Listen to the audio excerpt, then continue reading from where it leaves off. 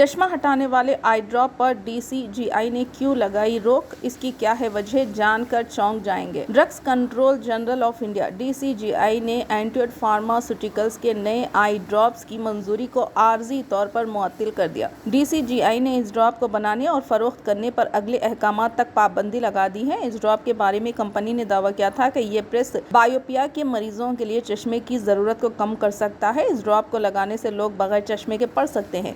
اس سے پہلے D C G I نے اس ڈراپ کو بنانے کی منظوری دے دی تھی، لیکن کمپنی کے دعووں کے بعد اتھارٹی نے نوٹس جاری کر کے جواب طلب کیا تھا۔ منی کنٹرول کی ایک رپورٹ کے مطابق ڈی سی جی آئی نے اپنے نئے حکم میں کہا ہے کہ اینٹیڈ فارماسیوٹیکلز نے چشموں کی ضرورت کو کم کرنے اور بصارت کو بہتر بنانے جیسے دعووں کے لیے اس آئی ڈراپ کی منظوری نہیں لی تھی۔ ڈی سی جی آئی نے اینٹیڈ فارما کو نئے drugs and clinical trial rules 2019 کے تحت ایتھولکس سلیوشن بنانے کی اجازت کی خلاف ورزی کا قصوروار پایا۔ اتھارٹی نوٹس پر کمپنی کے جواب سے بھی مطمئن نہیں ہے، تاہم کمپنی کے سی ای او نکھل مسرور نے کہا ہے کہ وہ اس معطلی کو عدالت میں چیلنج کریں گے۔